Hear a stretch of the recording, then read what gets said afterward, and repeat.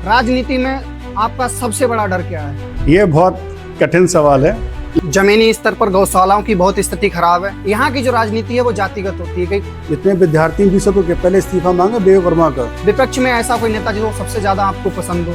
विपक्ष में मानता ही नहीं किसी को। रोड की कई सारी समस्याएं हैं, आज रोड बनता है कल उखड़ जाता है। हमको जातिवाद से कोई मतलब नहीं। बीसलपुर में स्टेडियम बनवाने के लिए सोचा है। डर तो नितिन पाठक के कहीं रहा ही नहीं पूरे जीवन में। पेंशन बनवानी हो, आवास निकलवाना हो, हर जगह घूस देनी पड़ती है। पूरे विपक्ष में एक भी आदमी नीट की फुल फॉर्म बता दे। बंद कर दे। जय हिंद। वो कहते हैं ना कि जिस ओर जवानी चलती है उस ओर जमाना चलता है। तो कैसी कट रही है? मैं आपका होस्ट, आपका दोस्त सचिन, और आज इस वीडियो में हम खास बातचीत करने वाले हैं सीधे बीसलपुर से जो जुड़े हुए मुद्दे उनके बारे में। मुद्दे कई सारे हैं। किसी की बिजली पानी की समस्या है, किसी की प्रशासन को लेकर समस्या है, किसी की पारिवारिक समस्याएं हैं, किसी की शिक्षा को लेकर समस्याएं हैं। और इन समस्याओं को नितिन पाठक अपने दृष्टिकोण से किस तरीके से देखते हैं, उनके दृष्टिकोण से उनका इन समस्याओं के निवारण का विजन क्या है, आइए सुनते हैं और सीधे जुड़ते हैं नितिन पाठक जी से। हमने आपका परिचय दिया कि आप जैन जी की पहली पसंद है, ठीक है, और कहीं ना कहीं युवाओं के जीवन है और उनकी सोच है, उस पर आपकी छवि का बहुत बड़ा प्रभाव है। आपके शब्दों में आपका परिचय क्या है? नितिन पाठक कौन है? नितिन पाठक कुछ नहीं, जनता का सेवक है बस एक। अच्छा, ये गुलाब हमारी तरफ से है। बहुत और बाकी जो सरस्वती विद्या मंदिर इंटर कॉलेज के प्रधानाचार्य जी हैं, उनका भी हाल ही में हमने पॉडकास्ट किया था, ये रख के मुरझा गया, तो उन्होंने एक मैसेज भेजा था कि उज्जवल भविष्य की शुभकामनाएं आपके लिए। मैसेज उन्होंने भेजा है। और हम किसी को बताते नहीं है पॉडकास्ट में, आपसे भी लास्ट में मैसेज लेंगे और आपको भी नहीं पता होगा कि वो मैसेज हम किसे देंगे जाके। तो उस बिहाफ पर उन्होंने मैसेज दिया था कि उज्जवल भविष्य की बहुत बहुत शुभकामनाएं। बहुत बहुत धन्यवाद उनके लिए। हमारे गुरु हैं और हम लोगों को बहुत कुछ सीखने को मिलता है उनसे, रविशरण सिंह चौहान जी से, और बहुत ही अच्छा व्यक्तित्व है। उनके लिए, इस गुलाब के लिए मेरी तरफ से बहुत बहुत धन्यवाद करिएगा। अच्छा, तो हम इससे पहले आगे बढ़े, जो मुख्य रूप से हमारी जो आज की पॉडकास्ट है या वीडियो है, इसका उद्देश्य तो यही है कि जनता की जो समस्याएं हैं उसके प्रति आपका दृष्टिकोण क्या है, उसका समाधान क्या है। लेकिन उससे पहले हम आपके व्यक्तिगत जीवन के बारे में जानना चाहेंगे। हमने बताया जैन जी की आप पहली पसंद है, और अक्सर हम लोग देखते भी हैं कि क्षेत्र में चाहे वो क्रिकेट का कोई उद्घाटन हो गया, हमने देखा है अगर 100 क्रिकेट टूर्नामेंट होते हैं क्षेत्र में या फिर क्षेत्र से बाहर भी, तो उनमें से 99 का फीता काटने का मौका आपको मिलता है। ये कैसे होता है? देखिए, क्रिकेट से बहुत पुराना नाता है। जिस दिन थोड़ा बहुत होश संभाला था, उसी दिन से क्रिकेट खेलना शुरू कर दिया। और आसपास क्षेत्र के जितने भी लोग हैं जो मेरे साथ ही क्रिकेट खेले हुए हैं, उन्हें पता था कि हम लोगों ने किस शिद्दत से, कितनी तन्मयता से उस गेम को आगे बढ़ाया। और जब वो लोग क्रिकेट टूर्नामेंट का आयोजन कराते हैं तो मुझे बहुत खुशी मिलती है। एक बार किसी ने मुझसे कहा था, हमारे एक विरोधी हैं, उन्होंने कहा था कि विधानसभा में जाते हैं जी। तो मैंने उनसे कहा भी, मैंने देखो लोअर गवां शाहजहाँपुर ज़िले में, कुआं डांडा खंजन शाहजहाँपुर ज़िले में, और आपका तालगांव शाहजहाँपुर ज़िले में, पौटा विधानसभा से बाहर है, बरखेड़ा विधानसभा से बाहर है। मुझे क्रिकेट से लगाव है। अभी पीलीभीत में एक रिजवान जी हैं, 22 अकेडमी, यार्ड्स अकेडमी के नाम से उनकी एक फर्म चलती है, जिसमें वो छोटे बच्चों के लिए सिखाते हैं क्रिकेट की बारीकियाँ। उन्होंने एक टूर्नामेंट कराया था, बहुत भव्य आयोजन था, मैं वहाँ भी गया था। मेरा मुख्य उद्देश्य क्रिकेट को बढ़ावा देने का है, और क्रिकेट के अलावा मैं यहाँ पे 2 शतरंज के टूर्नामेंट करा चुका हूँ। अच्छा। बच्चों के लिए। उसके अलावा जो वॉलीबॉल के टूर्नामेंट गांव देहात में होते हैं, उनमें मेरा सहयोग रहता है। ताइक्वांडो के यहाँ पे गेम होते हैं, अमित सिन्हा जी हैं, वो सिखाते हैं ताइक्वांडो। हमारे एक परम मित्र हैं नासिर जी, उनकी एकेडमी चलती है, ताइक्वांडो सिखाते हैं, उसमें भी मेरा आना जाना लगा रहता है। मेरा मुख्य रूप से उद्देश्य ये रहता है कि क्रिकेट के अलावा भी जो स्पोर्ट्स हैं जहाँ पर बच्चे अपना भविष्य बना सकते हैं। अभी यार आप हमारी कॉलोनी में जाएंगे, यहाँ पे आर्मी की तैयारी करने के लिए कुछ बच्चे आते हैं, तो हम लोगों ने यहाँ पे पोल लगा रखे हैं उनकी तैयारी के लिए। अच्छा। पुशअप मारने के लिए पोल लगवा रखे हैं, हैंगिंग बार्स लगवा रखे हैं, जिसमें वो लटक के अपनी शारीरिक क्षमताओं को बढ़ाते हैं और अपना अभ्यास करते हैं। तो क्रिकेट के अलावा भी सारे स्पोर्ट्स में मेरी रुचि रहती है, और कोशिश ये रहती है कि ज़्यादा से ज़्यादा मेहनत करूं, ज़्यादा से ज़्यादा अपने प्रयास को लगाऊं, जिससे सारे स्पोर्ट्स में बच्चों की रुचि बनी रहे। और हमारे क्षेत्र से कुछ बच्चे ऐसे निकल के आए जिनकी वजह से बीसलपुर का नाम पूरे भारत में रोशन हो। एक बात मैं आपके चैनल के माध्यम से और बताना चाहता हूं, जो बहुत से लोगों को नहीं पता है जी। मेरे ख्याल से मेरे से जुड़े 80% लोगों को नहीं पता है कि हमारे कोच शतरंज में थे अंकुर सक्सेना जी, आजकल बरेली रहते हैं। अच्छा। बहुत अच्छा व्यक्तित्व है। और स्वर्गीय सर्वेश सक्सेना जी हमारे कोच थे, और श्री राकेश दुबे जी हमारे कोच थे शतरंज के खेल में। ये तीनों खिलाड़ी बीसलपुर के रहने वाले थे, और उन्होंने हमको इतना अच्छा सिखाया कि हम कॉर्पोरेट लेवल पे 19 देशों में भारत की तरफ से खेल चुके हैं।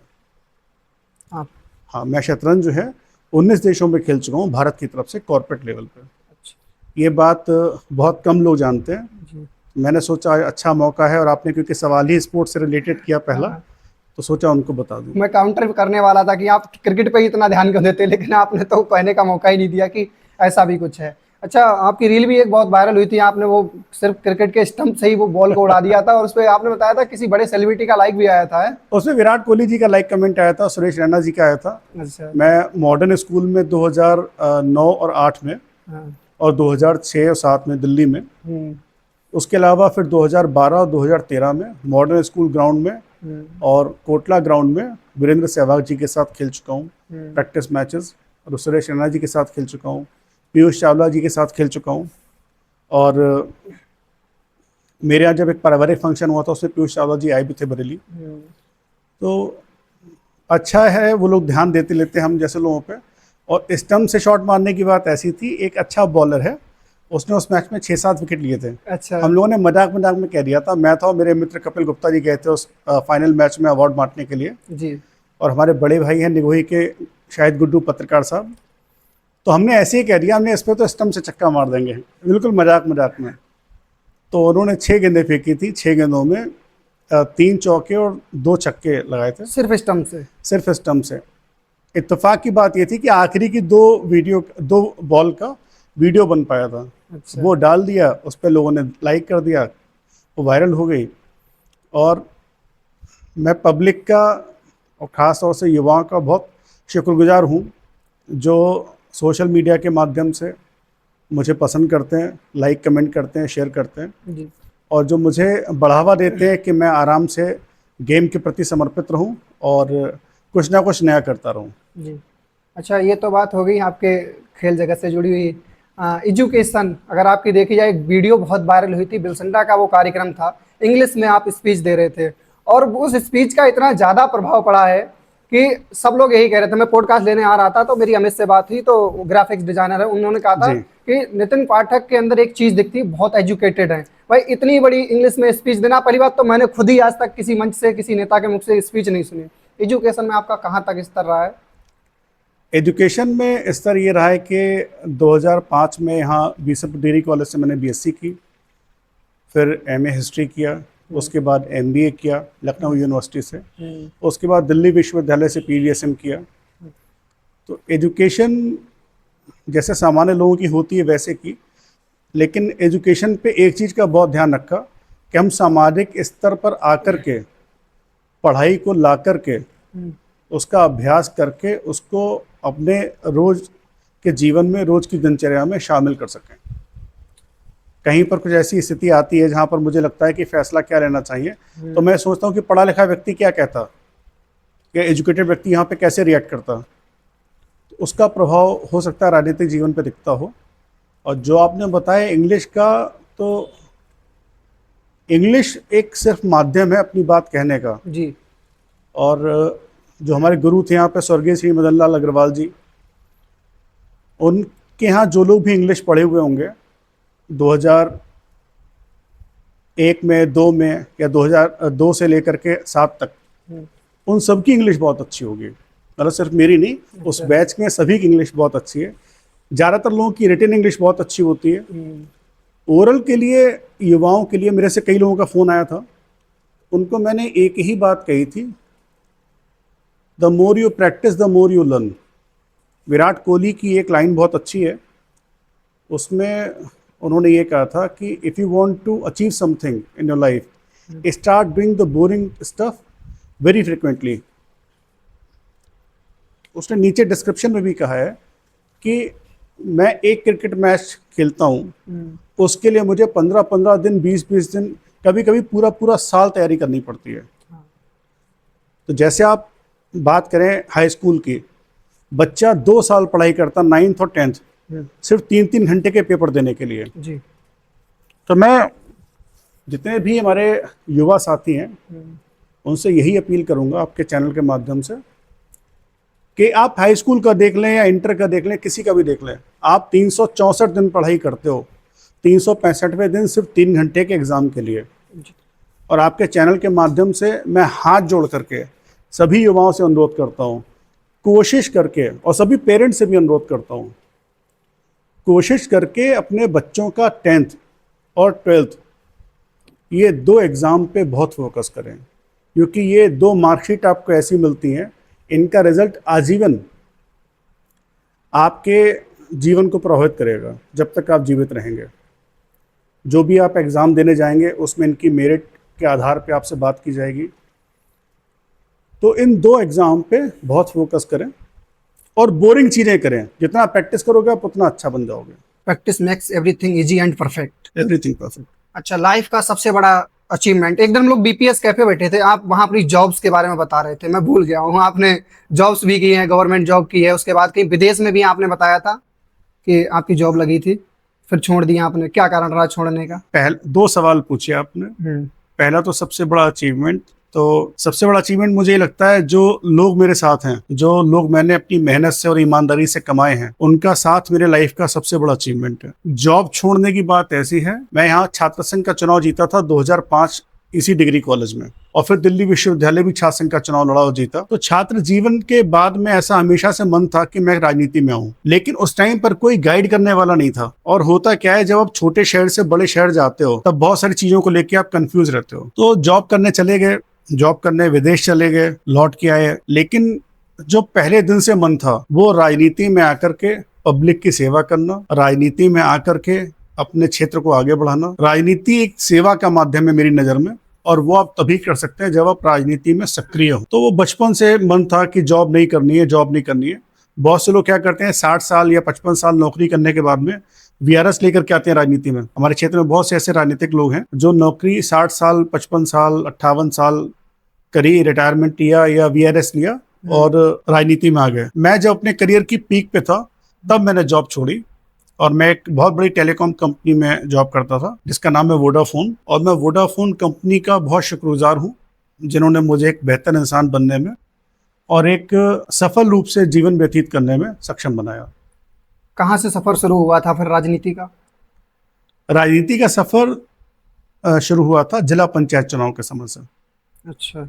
2019 सितंबर में मैंने जॉब छोड़ दी थी। उसके बाद में फिर कोविड लग गया था। कोविड में बहुत टाइम परेशान रहे। कोरोना के टाइम पे मैंने बहुत लोगों की मदद की दवाई के माध्यम से और उनके इलाज के माध्यम से। करीब 69 या 70 दिन हम लोगों ने फ्री में खाना चलाया था। जी जी। फ्री में खाने से मतलब ये है कि खाना तो सब ऊपर वाला देता है जी। खाना को बना करके उनको पैकेट में पैक करके जो लोग मजबूर थे उनको, या जो लोग मजदूर थे यूपी बिहार के, जो लोग पैदल आ रहे थे दिल्ली से, लॉकडाउन पीरियड की बात है ये। लॉकडाउन पीरियड की बात है, वहां से, और जो लोग वाकई परेशान थे उनके लिए मदद की, उनके लिए खाना पहुंचाया। और उसका नतीजा ये मिला कि मेरे ख्याल से शायद मैं कोरोना पीरियड में इस भारत का अकेला व्यक्ति हूँ जिस पे 188 और 369 का मुकदमा लिखा गया था कि ये कोरोना में बाहर घूम रहे हैं। मैंने कोरोना पीरियड में लावारिस लाश का अंतिम संस्कार किया। खबर बनी थी। मैंने लोगों के इलाज में बहुत मदद की। हमारे परिवार में अस्पताल चलाते थे हमारे पिताजी, तो वो अस्पताल हम लोगों ने 24 घंटा खोला। छोटा भाई भी डॉक्टर है, और हम लोगों ने निःशुल्क, निस्वार्थ और निशब्द का मतलब ये कि ना एक भी सवाल पूछा कि आप कौन हो, हिंदू हो कि मुसलमान हो, या आप बीमार कैसे पड़े, या आपके पारिवारिक या आर्थिक कंडीशन क्या है। निशब्द मतलब ना एक भी सवाल पूछा, ना एक भी सवाल उनसे सुना, ना कोई जवाब मांगा, बस काम करते रहे, सेवा करते रहे। और जब मुझ पर मुकदमा लिखा गया, मैंने उसी दिन सोच लिया था कि मुझे राजनीति में आना है ताकि उन लोगों के लिए मैं काम कर सकूं जो वाकई में समाज के लिए अच्छा काम कर रहे हैं। अच्छा, राजनीति में हम आगे बढ़े उससे पहले एक बड़ा प्रश्न है। कई अक्सर लोग पूछते हैं और कहीं ना कहीं एलिगेशंस भी रहते हैं नेताओं के ऊपर, चूंकि आप भी एक नेता हैं। जैन जी की पहली पसंद भी मैंने कहा, आपके लिए राष्ट्र, धर्म, शिक्षा, तीनों में से सबसे पहली वरीयता? शिक्षा। शिक्षा। लोगों के लिए धर्म हो सकता है, लोगों के लिए राष्ट्र हो सकता है, लेकिन जैसे कई लोग मुझसे कहते हैं कि शस्त्र और शास्त्र में क्या जरूरी है। शस्त्र आपको ये पता चलाना कैसे है, जी लेकिन शास्त्र ये बताएगा चलाना किस पे है। आपको एजुकेशन बताएगी कि दुश्मन पे चलाना है कि अपनी यार दोस्त पे चला रहे हो कहीं। दूसरी बात, धर्म का निर्धारण होता है जिस दिन आप पैदा होते हो, जिस दिन आपने जन्म लिया। जी मेरा ये मानना है, जिस फिलॉसफी से मैं काम करता हूँ, उसी दिन आपके माता का, पिता का, फूफा, बुआ, चाचा, ताऊ, मामा, मामी सबके नाम फिक्स हो जाते। पूरे जीवन काल में आप सिर्फ 2 रिश्ते बनाते हो जिनका आप चुनाव करने में स्वतंत्र होते हैं। पहला मित्र, कि आपके दोस्त कौन होंगे, और दूसरा रिश्ता आप बनाते हो गुरु का, कि आप गुरु किसे मानते हो। एक तो गुरु हो सकता है शिक्षा के आधार पे, एक हो सकता है समाज के आधार पर। तो मेरा ये मानना है व्यक्तिगत तौर पे कि शिक्षा इन तीनों पैरामीटर में ऊपर पे आती है, और बाकी ये बहुत व्यक्तिगत विषय है। कोई राष्ट्र कहेगा, कोई धर्म कहेगा, हाँ। लेकिन मेरे हिसाब से education should be on the top. गुरु की बात की आपने, राजनीति में आपका आइडियल पर्सन गुरु। राजनीति में आइडियल पर्सन, ये बहुत कठिन सवाल है, लेकिन अटल बिहारी वाजपेयी जी को मैं बहुत पसंद करता हूँ। मुलायम सिंह यादव जी के संघर्ष को मैं बहुत नमन करता हूँ, और उनको मैं पढ़ता भी हूँ। कुछ किताबें रखी भी हैं उनके बारे में, तो जो मैंने पढ़ा है और देखा है, तो मुझे लगता है जो त्याग अटल बिहारी वाजपेयी जी ने किया और जो संघर्ष मुलायम सिंह यादव जी ने किया, वो बहुत सीखने लायक। अभी चर्चा है कि आप जो भाजपा है उसकी विचारधाराओं से जुड़े हैं, स्वीकार करते हैं? हाँ, बिल्कुल जुड़े हैं। अच्छा, अगर भविष्य में आने वाले चुनाव में, आगामी चुनाव में आपको भाजपा से टिकट नहीं मिलता है, भाजपा किसी दूसरे व्यक्ति पर अपना दांव लगाती है, यानी किसी दूसरे व्यक्ति को टिकट देती है, आप उस पार्टी के फैसले का सम्मान करेंगे या निर्दलीय चुनाव में उतरेंगे? देखिए, हम भारतीय जनता पार्टी से जुड़े हुए हैं।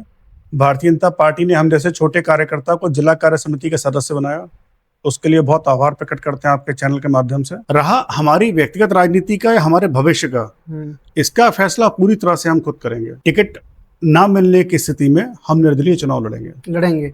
चुनाव 100% लड़ेंगे। उसका कारण ये है कि मेरा मानना है, और मेरा क्या, आपके चैनल के माध्यम से मैं सभी से पूछना चाहता हूं कि कम से कम एक चुनाव, एक बार का चुनाव योग्यता के ऊपर आधारित होना चाहिए। कोई प्रत्याशी मुझसे ज्यादा आता जाता हो, मुझसे ज्यादा एजुकेटेड हो, मुझसे ज्यादा पब्लिक के काम करता हो, मुझसे ज्यादा एक दिन में लोगों से मिलता हो, तो बात अलग है। आप प्रत्याशी ले आइए, हम उसको सपोर्ट कर देंगे। लेकिन अगर कोई ऐसा प्रत्याशी नहीं है, तो चुनाव लड़ने के पहले हकदार भी हैं हमें, और हम लड़ेंगे भी। अच्छा, बीसलपुर विधानसभा में एक तरीके से देखा जा रहा है कि कई साल से जो परिवारगत पार्टी टिकट दे रही है, लोग कह रहे हैं परिवारवाद है, कुछ लोग कह रहे हैं अच्छी बात है, वो किसी को इस तरीके से चल रही हैं चीजें कि उनका प्रभाव है, जाति के लोग हैं। क्या आपको लगता है कि ये परिवारवाद है? देखिए, परिवारवाद तो कह ही सकते हैं आप। और दूसरा ये कि बीसलपुर की जनता का मैं बहुत सौभाग्यशाली मानता हूँ इस समय, जो नई जनरेशन के लोगों ने सवाल पूछना शुरू किया है। जो नए लोग आराम से जिंदा दिली के साथ में खड़े हैं, वो ना परिवारवाद मानते हैं, वो ना किसी पार्टी को मानते हैं, ना वो किसी व्यक्ति विशेष को मानते हैं कि उसकी लेगेसी चली आ रही है तो उसको टिकट मिलना चाहिए, या किसी एक बिरादरी का प्रभाव हो। उसका उदाहरण आप जो पिछले 2-3 चुनाव हैं उनमें देख सकते हो। आप कहीं ना कहीं ये चीज हावी है यहाँ के लोगों पे, जो इस बार चुनाव में नहीं रहेगी। विपक्ष में इस समय आप किसको मजबूत नेता मानते हैं बीसलपुर? विपक्ष में मानता ही नहीं किसी को। मैं इसलिए नहीं मानता, उसका मैं कारण बताऊं। मैं इसलिए जो विपक्ष में नेता नहीं मानता, उसका कारण ये कि जो विपक्ष का काम है और जो विपक्ष को मजबूती से कार्रवाई करनी चाहिए, जो जनता के साथ खड़े रहना चाहिए, वो कहीं ना कहीं मौके पे खड़े होने में असक्षम है। उसका कारण भीतराघात भी है, उसका कारण उनकी गुटबंदी भी है, और उसका कारण ये भी है कि कहीं ना कहीं वो लोग खुद कंफ्यूज हैं कि वो अपना स्टैंड किस तरह से लेंगे। जैसे कि अभी मैंने देखा बहुत से लोग जो नए नए नेता आ रहे हैं चुनाव लड़ने के लिए विधानसभा का, अपना क्षेत्र छोड़ के आ रहे हैं, अपना जिला छोड़ के आ रहे हैं। वो कहते हैं स्टेडियम की मांग चाहिए। कि आप इतने बड़े क्रिकेट प्रेमी हैं, फिर भी क्षेत्र में कभी आपने स्टेडियम बनाने के लिए मांग नहीं की? नहीं, मैंने मांग की, लेकिन पहले मैंने जो मैदान थे उनको सुरक्षित करा। आप SRM इंटर कॉलेज के ग्राउंड में जाएंगे, पहले बड़ा था, आज से 20 साल पहले, 15 साल पहले का बता रहा हूँ, अब वो छोटा है। कम से कम उसमें बाउंड्री हो गई तो बच गया। रामलीला मैदान बहुत बड़ा था, उसमें तांगा स्टैंड बना दिया गया। दुबे तालाब का ग्राउंड बहुत बड़ा था, उसको कूड़ा घर बना दिया गया। आपके जो युवा साथी हैं वो नहीं जानते होंगे कि यहाँ पर नॉर्मल स्कूल का एक सबसे अच्छा ग्राउंड था, आपने शायद देखा भी नहीं होगा। उससे अच्छा ग्राउंड बीसलपुर तहसील में कोई नहीं था, क्योंकि मई जून के महीने में भी वहां पर लिफ्टिस 50-50 साल पुराने थे। ये शिशु विहार के पास में शायद? शिशु विहार से थोड़ा पहले, अच्छा, नहर से थोड़ा पहले। और मई जून के महीने में भी वहाँ गर्मी नहीं लगती थी, वहाँ कितनी भी धूप हो एक साइड से छाँव रहती ही रहती थी। पूरे जगह जमाने में जगह पड़ी हुई है, लेकिन वहाँ पर काशीराम आवास बना दिए गए जिनका आवंटन आज तक नहीं हो पाया। हाँ, खाली पड़े। एक वो ग्राउंड खराब किया गया, फिर डिग्री कॉलेज का ग्राउंड खराब किया गया। वो खराब ऐसे किया गया कि जो लोग डिग्री कॉलेज में पढ़ चुके हैं या जो लोग वाकई में क्रिकेट प्रेमी हैं, जो खेलना चाहते हैं, उन्हें चोरों की तरह दीवार कूद के जाना पड़ता है। बॉल उठाने के लिए, बॉल उठाने के लिए भी जाना पड़ता है, मैच खेलने के लिए भी जाना पड़ता है। हाँ। कॉलेज जो प्रशासन है वो ग्राउंड बंद कर देता है। हाँ, बंद रहता है, हमेशा बंद रहता है। तो बीसलपुर शहर के 5 बड़े ग्राउंड थे, पांचों की कंडीशन खराब आज की डेट में। क्रिकेट खेलने के लिए, फुटबॉल खेलने के लिए कोई उतना बड़ा ग्राउंड नहीं बचा अब। तो मेरी पहली प्राथमिकता थी कि कैसे भी ये 4-5 ग्राउंड बच जाएं, और लोग स्टेडियम की मांग कर रहे हैं। मजे की चीज ये है कि जो कभी खेला नहीं, जैसे गेम की बारीकियां नहीं पता, कभी आप पॉडकास्ट करने जाना, इन लोगों से पूछना, आधे तो स्टेडियम की स्पेलिंग नहीं बता पाएंगे। और उनसे पूछना कि कैसा स्टेडियम चाहिए आपको, इंडोर चाहिए, आउटडोर चाहिए, या आपको रूफ ओरिएंटेड स्टेडियम चाहिए, किस गेम के लिए चाहिए। हर गेम के लिए उनका जो डायमेंशन है वो अलग अलग होता है। बैडमिंटन का डायमेंशन अलग है, टेनिस का अलग है, वॉलीबॉल का अलग है, कबड्डी का अलग है, सबकी अलग अलग रिक्वायरमेंट होती है। तो यहाँ के जो राजनीतिक लोग हैं उनको यहाँ के जो छात्र जीवन के लोग हैं उनसे संवाद करना चाहिए कि वास्तविकता में उनको जरूरत किस चीज की है। लोग यहाँ ताइक्वांडो की क्लासेस लेने जाते हैं, नासिर जी के यहाँ जाते हैं, अमित सेना जी के यहाँ जाते हैं, वो अपनी प्राइवेट जगह पे चला रहे हैं। हाँ, व्यक्तिगत जगह उनकी, व्यक्तिगत जगह पे चला रहे हैं। यहाँ हमारे परम मित्र संजय जी कारगिल डिफेंस एकेडमी चला रहे हैं। हाँ। वो अपनी बहुत हिसाब किताब जुगाड़ पानी करके बेचारे चला रहे हैं। उतनी सी जगह में रनिंग थोड़ी हो पाएगी। बालाजी का ग्राउंड है तालाब के पीछे, तालाब के पीछे, लेकिन बहुत मजबूरी में चला रहे हैं क्योंकि यहाँ पे सुविधा नहीं है। रनिंग करने के लिए इस रोड पे आप शाम के टाइम पे, सुबह के टाइम पे देखेंगे तो बहुत सारे बच्चे रनिंग करने आते हैं, क्योंकि सिर्फ यही एक रोड बची है जिसमें पेड़ पौधे हैं। और ये पेड़ भी मैं आपके चैनल के माध्यम से बताना चाहूंगा, ये पेड़ भी हम ही ने रोके हैं। कुछ पेड़ों पे देखिए कुल्हाड़ी के निशान लगे हुए हैं। जब ये रोड चौड़ी हुई थी तब यहाँ पे कुछ ठेकेदार लोग आए थे कि पेड़ काटने हैं। ऐसे पीलीभीत रोड आप जाओ, खुदागंज रोड आप जाओ, रोड चौड़ी हुई है 6 फीट, 5 फीट, 3 फीट, कहीं तो 2-2 फीट सिर्फ चौड़ी हुई है, और पेड़ काट दिए 25-25 फीट अंदर तक। हमने पेड़ नहीं कटने दिए। रामलीला रोड पर जैसे आज छांव रहती, पहले पीलीभीत रोड पे भी देखने को मिलती थी। हाँ, पहले पीलीभीत रोड पे थी, खुदागंज रोड पे थी। पहले आप शाहजहांपुर रोड पे जाओ, खनंका चौकी भी देखो कितने बड़े बड़े पाकड़ के पेड़ थे। अब वो सभी क्रिएशन एरिया बनता जा रहा है। अच्छा, आपने बताया कि विपक्ष में वैसे आपको कोई मजबूत नेता नहीं लगता है, लेकिन देखा जाए तो विपक्ष का जो मजबूत चेहरा है वो इस समय दिव्या गंगवार जी हैं। परिवार की जो विरासत है वो भी उनके साथ में, पीडीए का एक मजबूत फार्मूला जैसा कि सपा पार्टी कहती है वो है। दूसरी तरफ से भाजपा से आप हैं, नए युवाओं की सोच है आपके पास, और कई सारे मुद्दे हैं, इनके दम पर आप खड़े हो रहे हैं। तो इस सीधी टक्कर को आप किस तरीके से देखते हैं?